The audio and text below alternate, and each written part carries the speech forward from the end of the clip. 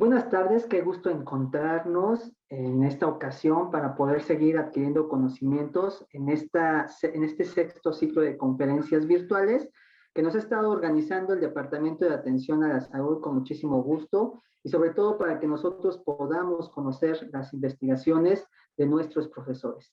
A nombre de nuestra querida jefa del Departamento de Atención a la Salud, la maestra María de los Ángeles Martínez Cárdenas, y de las 6 jefas del área, les doy la más cordial bienvenida.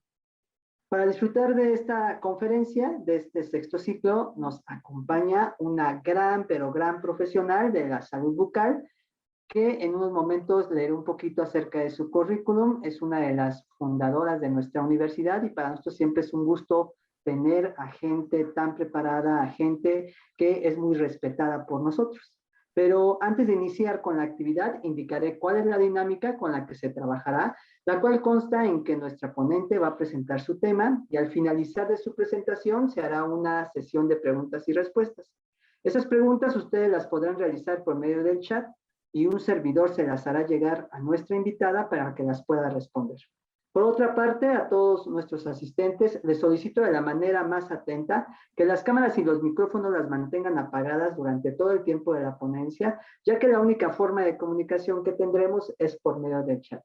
Y ahora sí, una vez dadas las indicaciones, voy a leer un poco acerca de este gran currículum con el que cuenta nuestra querida invitada del día de hoy.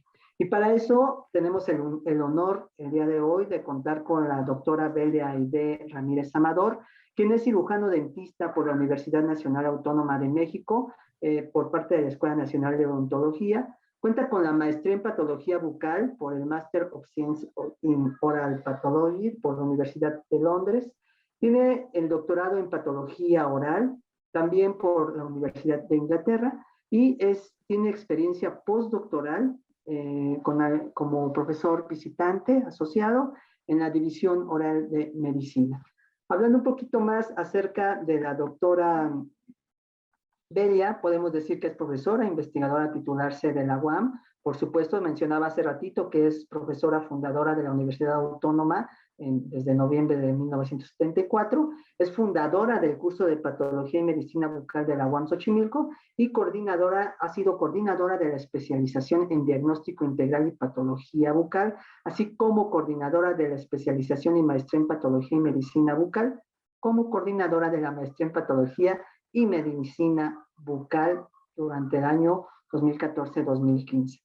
Es profesora emérita, por supuesto, de nuestra grandiosa universidad y es profesora investigadora nivel 2 desde el año 2002 y nivel 1 desde 1992 y tiene muchísimas publicaciones científicas, artículos, capítulos, libros escritos.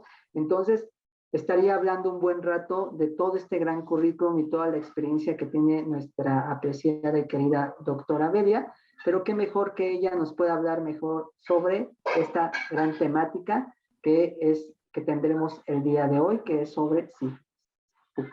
Doctora Belia, bienvenida. Le damos a nombre de nuestra querida maestra Ángeles el agradecimiento por compartir sus conocimientos con nuestra comunidad. Bienvenida, doctora. Hola, bueno, antes que nada, muchas gracias a la maestra Ángeles, por su amabilidad y fineza al invitarme y hacerme partícipe de este ciclo de conferencias que acertadamente ha organizado el Departamento de Atención a la Salud. Yo, antes de compartir la pantalla, quisiera comentarles que sí tuve un dilema en cuanto a de qué les iba yo a hablar hoy. Porque les quiero comentar, nosotros, en nuestro grupo de investigación corresponde a ciencias básicas y nuestra línea de investigación ya por más de 30 años ha sido las manifestaciones vocales en las personas que viven con VIH-Sida. Tenemos una cohorte de más de 6,000 participantes y como no tendrán duda, pues hay muchísimos tópicos importantes e interesantes de los cuales yo podría hablar como parte del grupo de investigación. Me decidí por uno que es, les voy a compartir la pantalla y les voy a decir me dice que inhabilitó la función de... No me permite, Fernando, no me permite compartir la pantalla. ¿Qué hago? Estamos checando eso y a ver, vamos a hacer el intento, doctora, de nuevo, de favor, a ver si puede. Ya, gracias. Ok, gracias.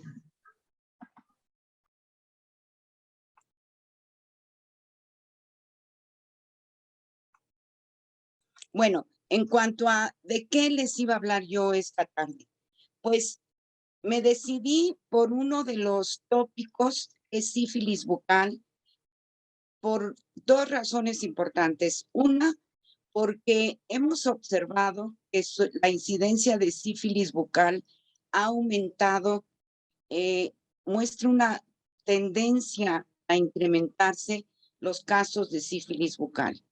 Y para alertar al personal de salud en la importancia que tiene el diagnóstico temprano para el beneficio de quien padece esta infección. Y así, no me quiere correr Fernando otra vez, no me calla. En la parte de abajo, ok, maestra. Y vemos que nuestra observación refleja una situación mundial, porque vemos que a partir del 2001 hay un resurgimiento de sífilis a nivel mundial. La mitad de los casos se presentan en hombres que tienen sexo con hombres y la persona que vive con VIH tiene un riesgo mayor de presentar sífilis. Vemos que en hombres que tienen sexo con hombres sí la tendencia es más marcada, pero quiero que resaltar, déjenme ir por el puntero, como también en hombres que tienen sexo con mujeres y en mujeres. Y sí, la coinfección de sífilis con VIH hace que una persona que tiene VIH tiene una probabilidad mayor de infectarse con sífilis. Pero a la vez sífilis aumenta la transmisión de VIH hasta 9 veces más.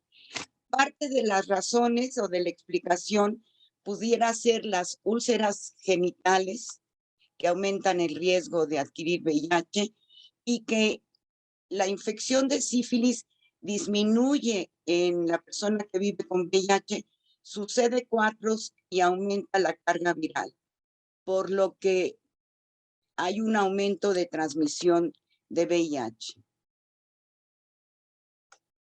Déjenme, me están pidiendo que admita personas.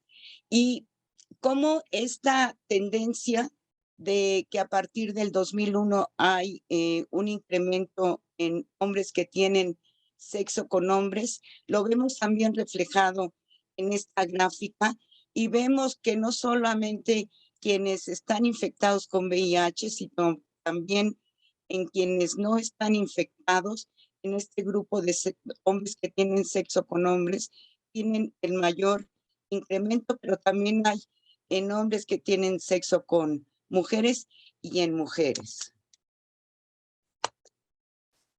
Otra vez no quiere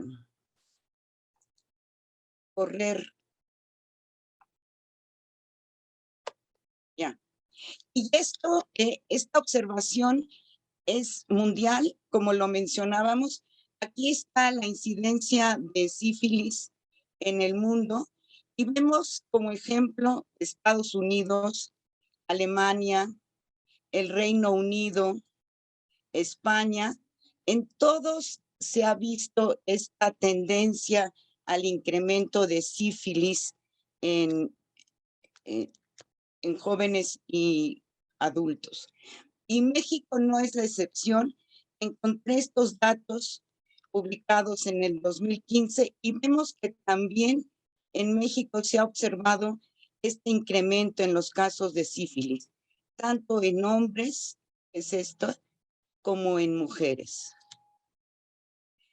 ¿A qué se deberá este resurgimiento mundial? Algunas explicaciones que se han dado es posiblemente la migración, la resistencia bacteriana, la infección con VIH, el uso de estas drogas de diseño, cambios en las conductas de riesgo y creo que sobre todo es reducción en las medidas de protección sexual. Y algunos datos que encontré en cuanto a la historia de sífilis que me parecieron no solo interesantes, sino también importantes, es todo lo que se ha escrito en la historia del origen de sífilis. Hay todo un grupo que dice que el origen es colombino, o sea que fue el regreso de las carabelas de Colón a Europa quien trajo Treponema pallidum a Europa. O sea, cuando se da el descubrimiento de América y se llega a Santo Domingo, a República Dominicana, allí había una alta incidencia de sífilis. Y claro, personal o los marineros de estas carabelas se infectan y lo llevan a Europa. Hay otra escuela que dice que no, que ya existía en Europa. Quizás, según lo interpreto yo, puede ser una combinación de que ya existía en Europa y se trae de América y aquí desarrolla mayor virulencia, unas variantes más infecciosas. Y así, de cualquier manera, lo que vemos es que en Europa hay una gran epidemia de sífilis en el siglo XV y en el siglo XVI. Se hacen las primeras descripciones, la hace un astrónomo médico que se llama Fracastori o Fracastoro. Y él hace lo que llaman una oda didáctica en la que empieza a hablar de sífilis y ahí en esta oda que está inspirada en Ovidio, en un poema de Ovidio, habla de un cazador pastor que mata unas aves y es castigado por los dioses griegos y es castigado por esta enfermedad que iba a tener graves consecuencias. Y este cazador se llama Sífilus y de ahí viene sífilis. Posteriormente ya Fracastoro hace un tratado médico sobre sífilis y ahí por primera vez explica que sífilis no se debe a un castigo divino, sino a causas naturales.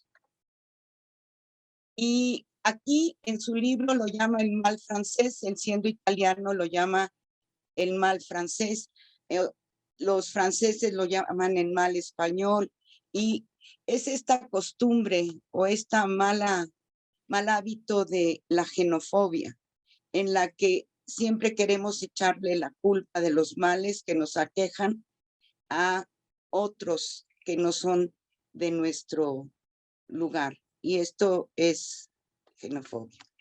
Pero como sea, en el Renacimiento, en el siglo XV y XVI, hay 1 millón de muertes por sífilis. Y aquí vemos desde las lesiones que ya empiezan y se empieza a ver que son mucho más, que son exuberantes en la mucosa bucal, también en la parte angular del labio, en las comisuras y en la piel. Y vemos como uno de los signos de la sífilis es la pérdida de cabello, la alopecia.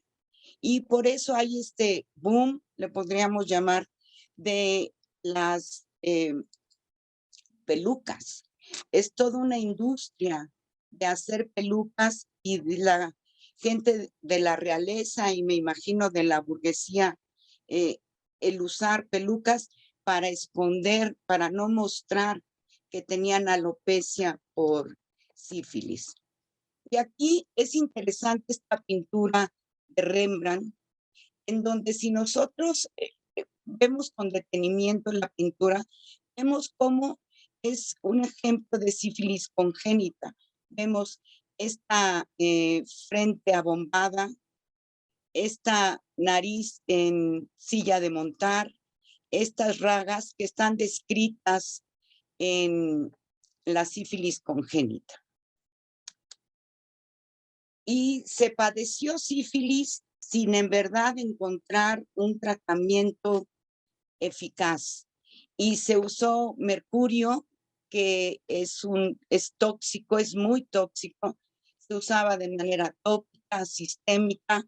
Había, y así lo describen, esto que llaman fumigación, que si uno lee la descripción es terrible, es ponían al enfermo en una cabina sobre lumbre y hacían que respirara los gases tóxicos del mercurio. Bueno, era tan doloroso que había enfermos que preferían morir de sífilis que aceptar el tratamiento de fumigación. También se usó el palo santo o guayaco traído de América. Es una madera, la hacían polvitos, la mezclaban con agua, pero también sin mostrar efectividad. El arsénico, la arsfenamina y el bismuto, todos ellos sin éxito, no eran tratamientos eficaces y sus consecuencias eran tan dañinas como la propia enfermedad. Y es hasta el 1900 que se demuestra que la espiroqueta treponema pallidum es el agente productor de la sífilis por estos dos investigadores. Y en 1913, el doctor Noguchi probó que el treponema pallidum ocasionaba sífilis. Él hizo el estudio del cerebro de un afectado con sífilis en la etapa tardía y ahí encontró este microorganismo. Y es hasta 1943 cuando se utiliza por primera vez la penicilina para el tratamiento de la sífilis. Posteriormente el uso es generalizado en Estados Unidos y podemos decir que antes de finalizar la Segunda Guerra Mundial ya se utilizaba la penicilina para el manejo de sífilis.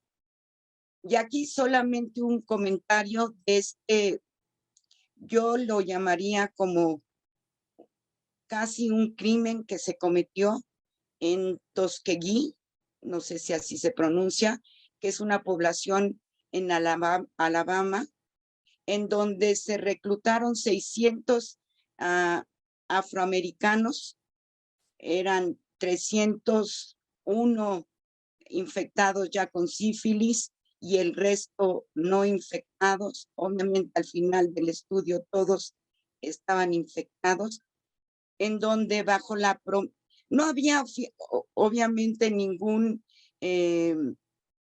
aceptación de ellos a ser parte del estudio, ningún consentimiento informado, sino con base de verdades a medias se les decía que se les iba a ofrecer tratamiento y para lo que llamaban en aquel tiempo el mal de la sangre. Y entonces los investigadores durante 40 años tuvieron este grupo de afroamericanos bajo estas promesas. Obviamente lo que ellos querían era estudiar la historia natural y era con base a la autopsia, después de que lamentablemente algunos o muchos morían. Y eso no es todavía lo más malo, fue peor porque el estudio acabó en el 1972, cuando en 1944 ya se sabía que la penicilina era útil para la curación de sífilis y no se les ofreció esta alternativa. Y fue por un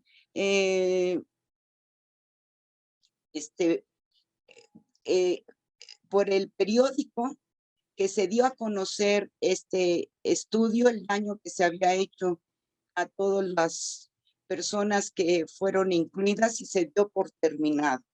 y es hasta 1997 cuando les ofrece Clinton una disculpa.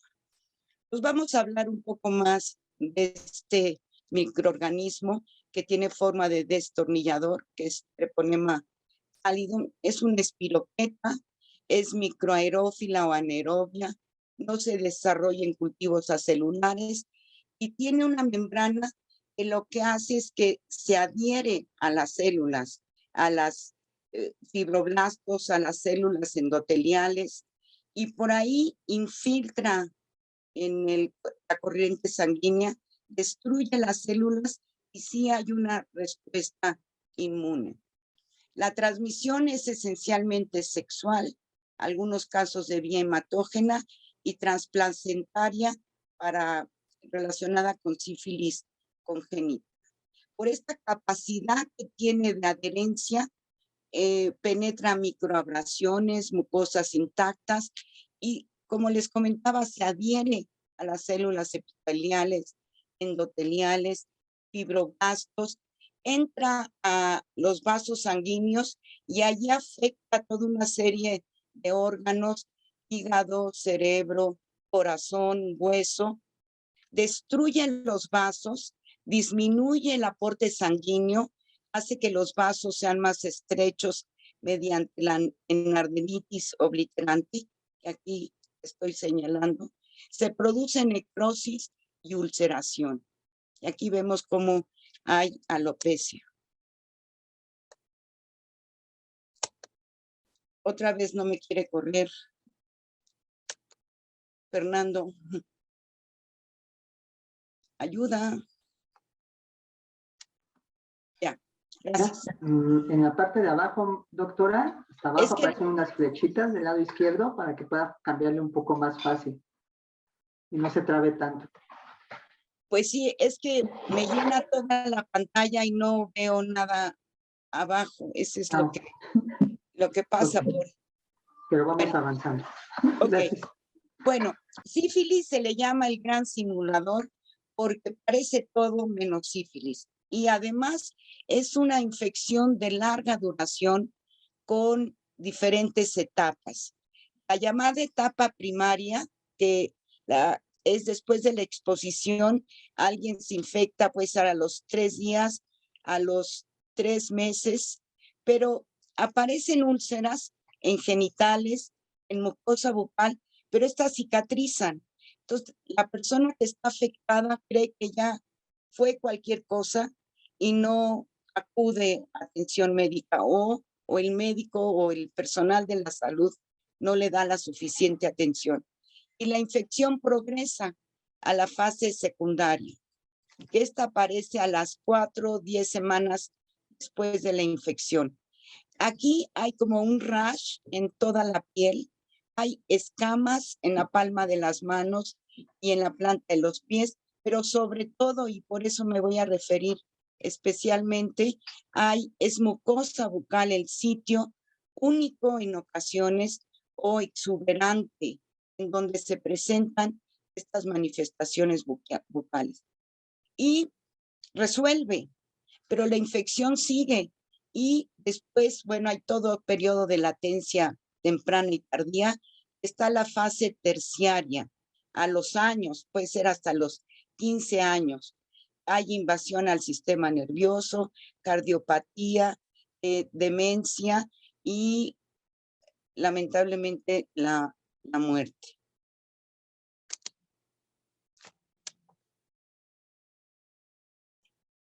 Perdón, me tienes que ayudar, Fernando, para correrla.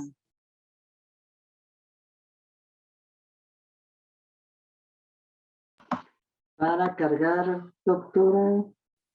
A ver. Necesitamos, de nuevo no se mueve, entonces necesitamos de nuevo. Ya se movió. Ya, es que se tarda un poquito. Bueno, ok, seamos pacientes. Esto es a lo que nos vamos a referir en el resto del tiempo que queda. Esa es la etapa, la secundaria, en donde son las lesiones bucales el signo único exuberante. No es, y van a ver las fotografías que les voy a mostrar no son presentaciones discretas, son en verdad floridas. Su importancia clínica es porque puede implicar daño al sistema nervioso central, daño ocular, y con el diagnóstico temprano detenemos la propia infección y la cadena de transmisión. Hay todo un trabajo de diagnóstico diferencial para quien está a cargo del diagnóstico. El diagnóstico final se compone de la clínica, la histopatología, y cuando decimos histopatología, además del estudio de rutina, está la histoquímica con tinción de plata y la inmunohistoquímica, que afortunadamente tenemos. Y sobre todo, las pruebas de laboratorio. Bueno, se tarda un poquito.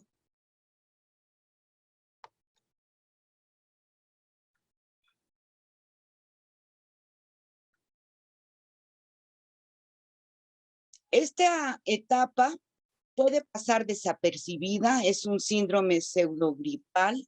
Hay este exantema mucocutáneo generalizado, resolución, pero resuelve espontáneamente. El signo más evidente son las lesiones bucales. Y aquí, este es el primer caso que vimos, por eso lo pongo de manera especial. Esto fue antes del 2000. Nosotros tenemos 3 espacios clínicos. 2 son las clínicas especiales para pacientes con VIH, y uno está en La Condesa y otro está en Iztapalapa. Y tenemos el otro que es el Instituto Nacional de Ciencias Médicas y Nutrición, en donde trabajamos hombro con los infectólogos y también con las dermatólogas, porque en general son mujeres. Y esto fue visto en la consulta de infectología. Nos llamaron para que lo viéramos. Creían que era un tipo de candidiasis bucal, pero esta lesión, que como ustedes ven es blanquecina, no se removía al raspado, era una lesión, esta membrana blanca grisácea, con algunas áreas ulceradas. No dolía, el paciente no se había percatado que la tenía, y empezó nuestro ejercicio de diagnóstico diferencial. Aquí participamos varios de los profesores investigadores de la maestría en patología y medicina bucal, y si se recuerdan, fue un reto diagnóstico. Hasta que en el grupo pensamos, bueno, quizás es sífilis y quizás es sífilis secundaria. Se pidió un BDRL y he ahí que era positivo. Afortunadamente para el afectado, se hizo un diagnóstico oportuno y se dio el tratamiento adecuado por los infectólogos.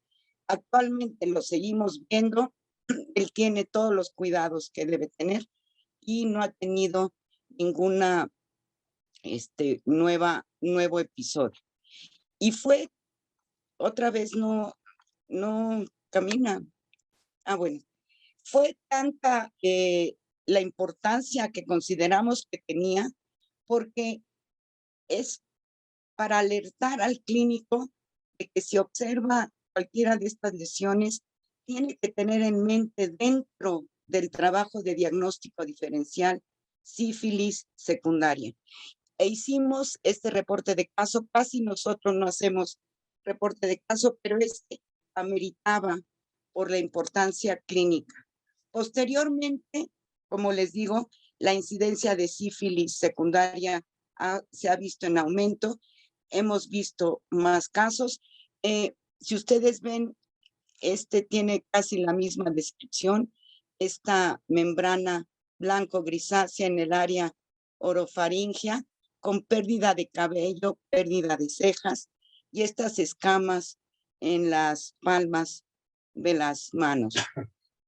Posteriormente hemos visto más presentaciones, esto que se llama parche mucoso, que sobre todo está en paladar, pero tiende a estar en toda la orofaringe, los pilares amigdalinos, la úvula. Y para fines didácticos, nosotros nos basamos en esta clasificación que ya ha sido elaborada por otros autores y nosotros la hemos redondeado. Y es que es tan engañosa la presentación de sífilis secundaria que tenemos que tener como en mente las diferentes variedades de presentación.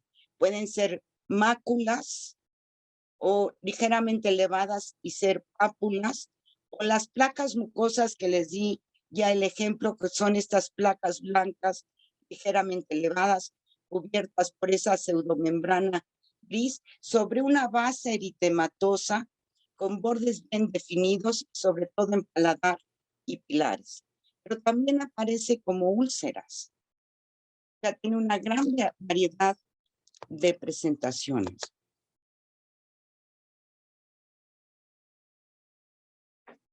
Pues sí, tenemos dificultad para que corra. Y en esta, basado en esta clasificación, hicimos otra publicación de 20 personas que viven con VIH y tenían sífilis secundaria, basada en esta clasificación. Y estos son ejemplos de presentaciones de sífilis como máculas, pápulas, pueden ser planas, aparecer como máculas o ligeramente elevadas, como en este caso, úlceras superficiales y engañarnos, creer, y les voy a dar ejemplos de diagnósticos diferenciales a considerar. Las placas o parches mucosos, que son, una vez que los identifica uno, creo que son más fáciles de diagnosticar. Esta membrana blanquecina, grisácea, sobre una base eritematosa, sobre todo, vean, se va hacia el paladar, hacia el área de orofaringe, pero ojo, también puede estar en mucosa yugal e irse al paladar blando. Y también irse al vientre de lengua, hacia el borde lateral, hacia encía, borde lateral de lengua y área retromolar. Esto es encía cercana a los últimos molares para quienes no son estomatólogos, y mucosa yugal. Puede, al final, les puedo decir, aparecer en cualquier área de la mucosa bucal. También tiene esta presentación frondosa que sobre todo ha sido descrita por los dermatólogos en los genitales y le llaman condiloma lata. Nosotros nos parece que es un tipo de parche mucoso que es exofítica. Hay hiperplasia del epitelio con mucha queratina y es un desafío diagnóstico en zona genital y en mucosa bucal.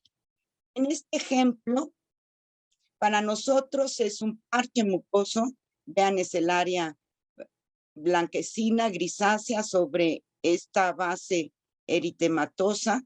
Aquí podemos ver también cómo está iniciando en el área de los pilares y de la úvula. Aquí está en borde lateral de lengua, pero, y esto puede acontecer, fue tratado como si fuera un condiloma acuminado con nitrógeno líquido. Afortunadamente, posteriormente, ya fue a la clínica de VIH Condesa y que está ahora a cargo de la doctora Gaby Anaya y se hizo el diagnóstico certero de sífilis secundaria.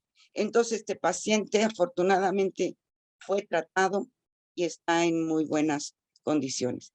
Y algunos ejemplos de esto que hacemos mucho en patología y medicina bucal, que cuando hablamos de él puede ser divertido, cuando lo estamos haciendo sufrimos, que es el diagnóstico diferencial. y más en algo que parece ser todo o nada. Y les voy a dar ejemplos de lesiones de sífilis secundaria que pueden ser fácilmente diagnosticadas como otras. En las lesiones de sífilis secundaria en paladar, en mucosa yugal, en diente de lengua, se puede pensar en una lesión con una condición como eritema multiforme o las úlceras que forman parte o aftas de la estomatitis aftosa recurrente. Puede parecer candidosis bucal y creer que ese es el diagnóstico. Nosotros trabajamos mucho con hipótesis, o sea, es diagnóstico presuncional. Posteriormente se ven qué exámenes complementarios se requieren y se llega a un diagnóstico final. Diagnóstico presuncional puede ser candidosis o candidiasis bucal, pero también sífilis secundaria. Como en estos dos casos que son, pareciera y me podría parecer que estos nódulos, estas pápulas en dorso de lengua podrían corresponder a candidiasis bucal, pero no, son dos casos de sífilis secundaria. Y solamente quiero que vean que en general en las personas que viven con VIH que presentan sífilis secundaria están con tratamiento antirretroviral combinado, están con buenos, restablecida su sistema inmune, con buenos CD4 y carga viral o es indetectable o es baja. Y esto nos obliga, les voy a poner la anterior, a hacer en el diagnóstico diferencial, descartar candidiasis bucal, la cual es muy sencilla. Se toma un raspado del lugar afectado, se pone en un portaobjeto, se fija. Estos son los fijadores citológicos que son muy caros, o podemos usar un simple spray y después llevarlo al laboratorio de patología, que estamos en el H108, y ver que se trata de un caso de candidiasis.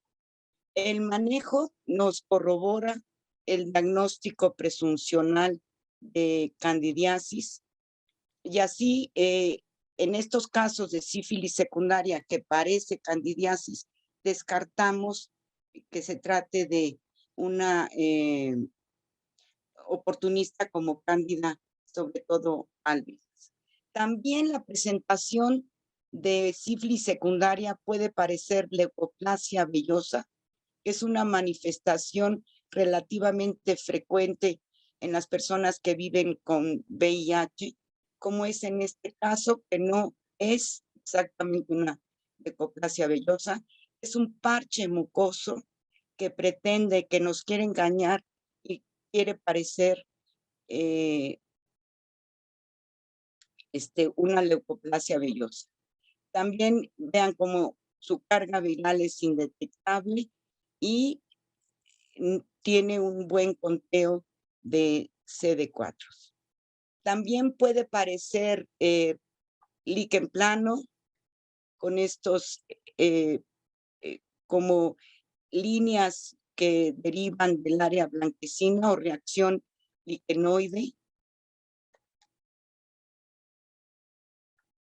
A veces se batalla más, no quiere, ya.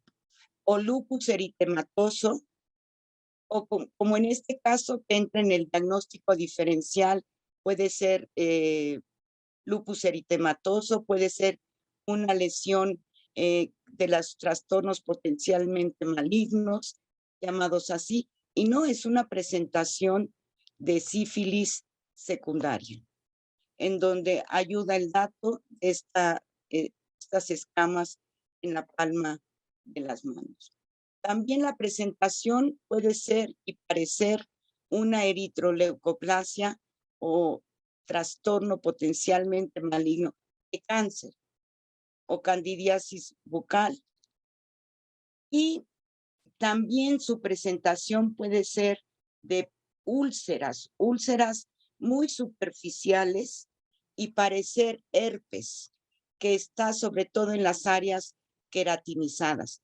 Y esto, nosotros mismos, bueno, yo misma, hubo un caso en donde yo pensé que era una infección por herpes, y si no hubiera sido por el comentario del médico que me dijo, ah, sí, este paciente ya tuvo sífilis, que dije, ay, caray, a lo mejor no es herpes, es sífilis secundaria, como estos dos casos, en donde vean cómo es tan diversa y tan variada la presentación de sífilis secundaria. Lo bueno es que nos pone a trabajar las neuronas y entramos al ejercicio del diagnóstico diferencial.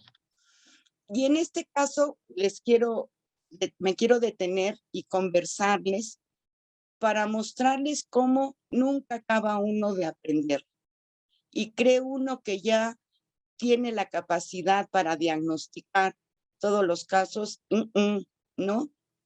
Por ejemplo, en este es un joven que ya estaba con tratamiento antirretroviral, con excelentes CD4, indetectable, y presentaba esta lesión blanca, grisácea, que se combinaba con esta área granular, eritematosa, en donde también estaba ulcerada, no le dolía, no le molestaba. Y en este caso, obviamente tomamos biopsia, pedimos la serología, y la primer biopsia inespecífica, bueno, BDRL y FTA se le hicieron 4, todos negativos, pero la apariencia clínica nos decía que era sífilis secundaria o primaria empezando secundaria, pero el infectólogo no inicia tratamiento, lo cual me parece es lo correcto, si no se le presenta evidencia de que es sífilis. Afortunadamente, se había hecho una reacción de polimerasa en cadena y se identificó, en este canal, está Treponema pallidum, y está el amplificado el fragmento del gen POL-A, y esta es la muestra, resultó reactiva. Y esto fue lo que ayudó y facilitó el diagnóstico. Esta es la primer biopsia que no ayudó suficiente. Ya una segunda biopsia nos dio una imagen más certera de que es sífilis. Bueno, quiero ayudarles, hay muchas células plasmáticas y linfocitos, y la inmunohistoquímica, que esto es lo que vemos y nos ayuda en el diagnóstico al ver estas espiroquetas. Afortunadamente, con esto se le dio el tratamiento y eventualmente mejoró. Actualmente ya no lo hemos podido ver por la pandemia, pero imaginamos que estará bien. Y esto también nos dio los argumentos para alertar al clínico, para ver que el diagnóstico, bueno, basado en nuestra experiencia y bueno, y lo que está escrito en la literatura, que para el diagnóstico de sífilis secundaria, son necesarios varios datos de un rompecabezas. No solo es la clínica, sino tenemos la serología, las pruebas treponémicas y no treponémicas. Tenemos la biopsia, que es indudable, que es una herramienta básica para poder hacer después tinciones especiales e inmunohistoquímica. Y claro, la PCR. Y por eso hicimos este trabajo para informar a otros clínicos, y considerando cómo cada vez más se van a ver casos de sífilis secundaria, que estemos alertas al diagnóstico oportuno. Y sí, en los casos de sífilis en las personas que viven con VIH, debemos recordar que pueden ser concurrentes la fase primaria y secundaria. Quizás fue el caso que yo les presenté, que hay más pacientes con fase secundaria y que la serología no nos ayude, es un hallazgo frecuente. Durante este año y se han seguido viendo casos, sobre todo en la Condesa, y vemos que las úlceras no siempre son superficiales. Como la mucosa bucal está expuesta a tanto traumatismo, podemos encontrar úlceras profundas y ser presentación de sífilis secundaria. Que en ocasiones, la primer prueba que hacemos, que es el BDRL, puede ser no reactiva, pero hay que pedir también FTA. No en todos los servicios de salud de México se hace, pero como en este caso es lo que ayudó, fue positiva y se hizo una tinción de plata en donde fue positiva para treponema pallidum. Este caso de condiloma lata, en donde se hizo esta prueba no treponémica y luego vemos el rash y nos da todo el cuadro de una sífilis secundaria, que también pueden parecer pequeñas manchas blancas y no siempre va a ser una leucoplasia o una de estas lesiones ocasionadas por fricción, que es queratosis friccional. Puede ser una sífilis secundaria. Y estas nuevas experiencias, recién salió publicado, llegó la aceptación, no lo van a creer, el día de mi cumpleaños. Entonces fue mi gran regalo. Y aquí describimos, nuestro grupo de investigación describió 47 nuevas personas con VIH y sífilis secundaria. Y ya casi por terminar, vemos que para el diagnóstico, como en cualquier condición, hay que basarnos en una historia clínica detallada, un examen minucioso de mucosa bucal, trabajar en grupo con los dermatólogos, ver si hay erupción macular, exantema, pérdida del cabello, manchas rojas con descamación, si hay signos oftálmicos, neurológicos. En nuestro campo, descartar otras entidades como los ejemplos que les di. Si pensamos en candidiasis, usar un antimicótico tópico, además de tomar la muestra, y recordar que el diagnóstico no puede ser completo sin los datos clínicos, histopatológicos y las pruebas de laboratorio. La clínica es esencial, pero la biopsia y las tinciones especiales son una gran herramienta. A la vez que las pruebas serológicas, no nos vamos a detener. En las no treponémicas, la más común es el BDRL. Las treponémicas es esta absorción de anticuerpos fluorescente. Y actualmente se cuenta, es una maravilla, con las pruebas rápidas. El resultado, que tiene una sensibilidad casi del 100% y una especificidad también del 100%, está en 15 a 30 minutos. Eso yo creo que es un gran avance. Y les voy a presentar este algoritmo que se elaboró como parte del artículo que les acababa de comentar. Vemos que en una lesión sugestiva de sífilis bucal, si hacemos la biopsia y pedimos el examen serológico, si esto nos da sugestivo de sífilis, confirmamos la infección junto con las pruebas no treponémicas. Aquí el camino es sencillo, pero cuando las características histopatológicas no son específicas, tenemos que recurrir a otras herramientas.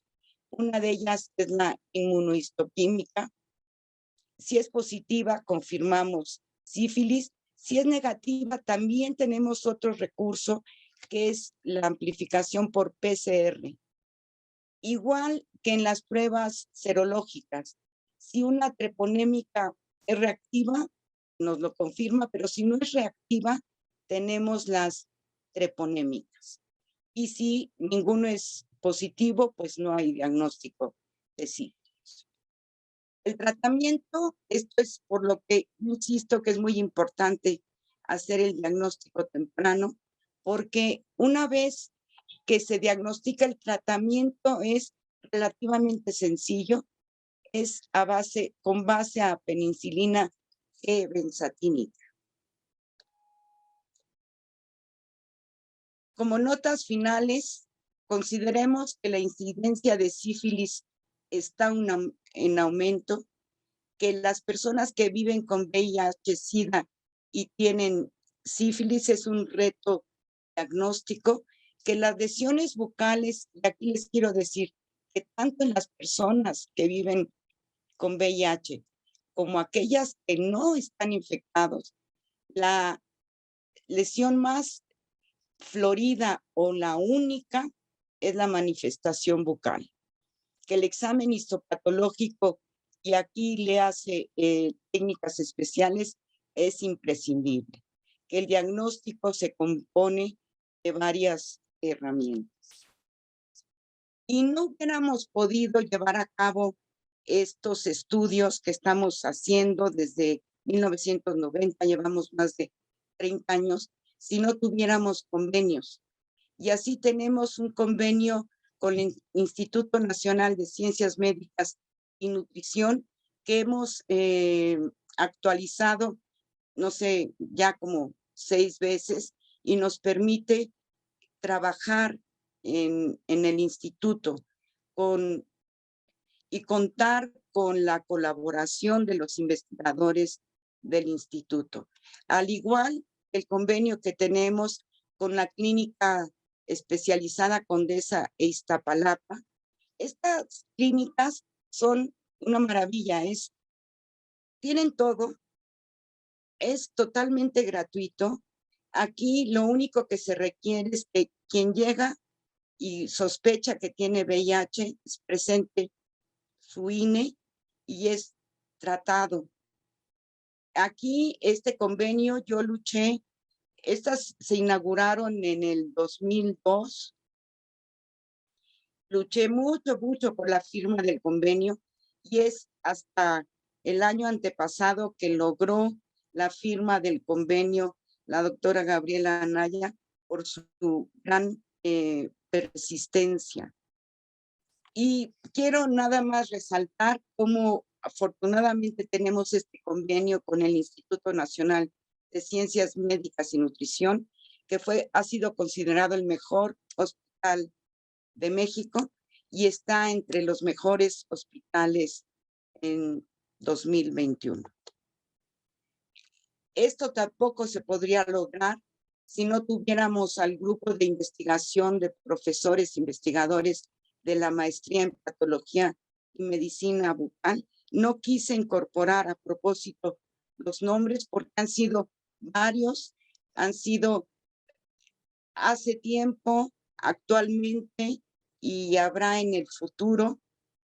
Solamente mencionar algunos como Marta González, como Estela de la Rosa, como actualmente Jessica Maldonado, Itzel, bueno, que ellas ya son alumnas de posgrado, Itzel Castillejos y específicamente y especialmente a la doctora Gabriela Anaya. Con los investigadores del instituto y de las clínicas, si no, no hubiera sido posible todo este trabajo de tantos años, de los cuales solo les estoy platicando una partecita. Y agradecimiento a las personas que viven con VIH y han participado con nosotros. Y a ustedes muchas gracias por su atención.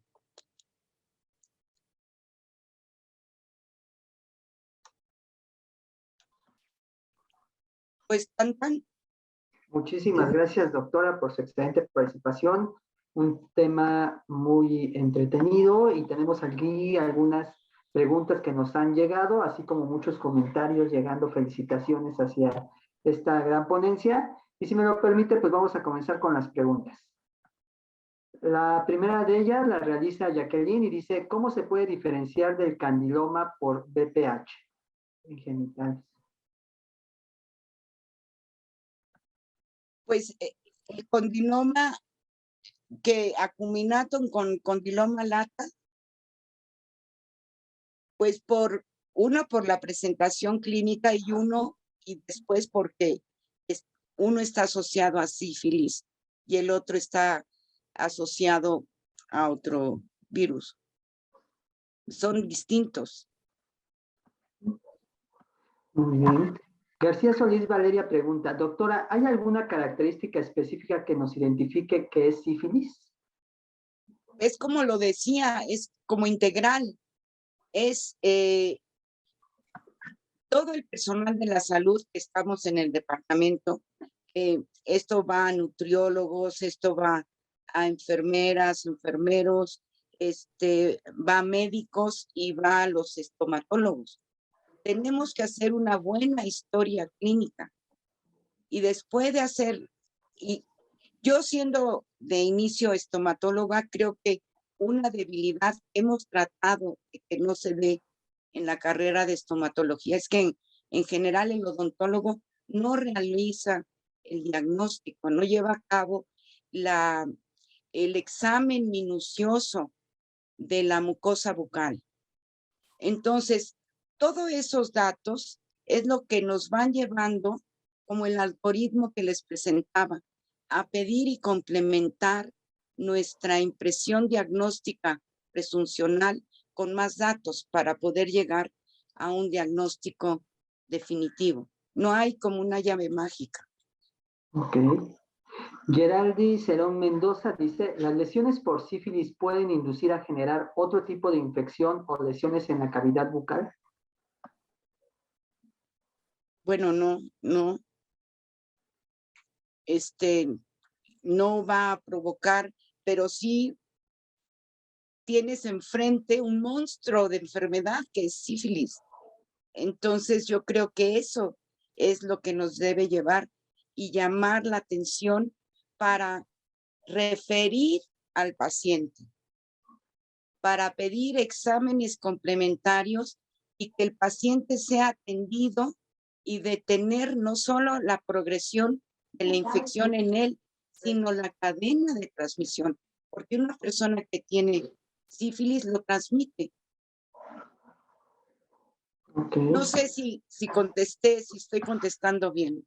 Sí, doctora, sí ha sido claro hasta el momento. Jocelyn Canacasco pregunta, si se observan úlceras con las características mencionadas en un paciente durante la exploración bucal, ¿cómo debemos mencionarle que puede tratarse de sífilis sin causar incomodidad? Bueno, es que primero para poder hacer esa sugerencia tenemos que tener una historia clínica detallada, trabajar en el diagnóstico diferencial. A lo mejor es simplemente una úlcera traumática antes de llegar a un supuesto como sífilis secundaria. Y les quiero mencionar, nosotros tenemos la maestría en patología y medicina bucal. Actualmente hemos formado casi hay 150 egresados de nuestra maestría. Entonces, hacer el ejercicio de referencia, buscar a los especialistas o a nosotros que estamos en el H108. Y con mucho gusto veríamos en qué podemos ayudar. Okay, ese es nuestro trabajo, digamos. Sí, claro, O parte de nuestro trabajo. Catherine Guevara nos tiene aquí nos comenta que es una excelente ponencia, doctora. Muchísimas gracias por compartir sus conocimientos. El doctor Miguel Ángel Ramos Guerra dice, doctora, muy interesante su conferencia. Es usted muy buena ponente, la felicito mucho y gracias por compartirnos sus vastos conocimientos. Fernando Patlán, muchas gracias, doctora, admirable como siempre.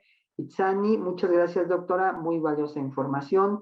La maestra Ángeles dice, muchas felicidades, Belia, por tu exposición. Si sospechamos de un paciente de sífilis, ¿lo mandamos al laboratorio o a qué Sí, hospital o clínica? no, llévenlo ahí tenemos un espacio clínico en el H108, en el laboratorio. Muy bien. Y con mucho Guadalupe, gusto hacemos todo el trabajo. excelente. Guadalupe Steines dice, Belia, muchas gracias por compartir tu conocimiento y experiencia. Nos pone a pensar en la importancia del diagnóstico y el diagnóstico diferencial. Noel Iván dice, ¿y los químicos qué hacen las pruebas? Bueno, creo que no es muy clara la pregunta. No, Oralia Nájera dice, felicidades Belia y todo el equipo de patología bucal por compartir sus conocimientos. Gerald Dicerón dice, muchas gracias por la información, doctora. Zaira Gómez dice, muchas felicidades, doctora Belia, por parte del grupo BB59 de Procesos Celulares. Excelente ponencia y gracias por su lucha incansable por nuestra universidad. Norma Leticia González dice, ¿cuándo emiten la convocatoria para la maestría en patología y medicina bucal? Muchas felicidades por la información. yo creo que estamos empezando el segundo año de esta generación. A finales de este año se emitirá la convocatoria. Ok. Gabriela Anaya dice muchas gracias por todo su trabajo con tantas generaciones de estomatólogos y especialistas y por la generosidad en la formación de recursos humanos. Y García Solís Valeria, felicidades y gracias por la exposición. Y Noel dice que si puede mencionar los químicos, porque es... Ah, ya. Bueno, no importa. Nos da como referencias de hablar un poco de que también se mencione de los químicos, no solamente de enfermería y los médicos. Y Norma Leticia dice gracias por su valiosa respuesta. Y pues esos son los grandes comentarios que tenemos hasta ahorita, doctora Belia. Y a nombre de nuestra jefa del departamento, la maestra Ángeles, le agradecemos muchísimo que haya compartido su conocimiento con nuestra comunidad universitaria y que pues siga generando conocimiento que siempre aporta a la ciencia. Entonces, muchísimas gracias por todo esto, doctora Belia. Pues gracias a ustedes, muchas gracias por la invitación, Ángeles, y pues cuando lo requieran, con mucho gusto estoy con ustedes. Muchísimas gracias. Y a todos nuestros asistentes, les recuerdo que la próxima semana también tenemos alguna conferencia de gran importancia, así que no se la pierdan. Nos vemos el próximo miércoles a la misma hora, 5 de la tarde, por la misma vía que es Zoom, y que tengan un bonito ombligo de semana todos ustedes.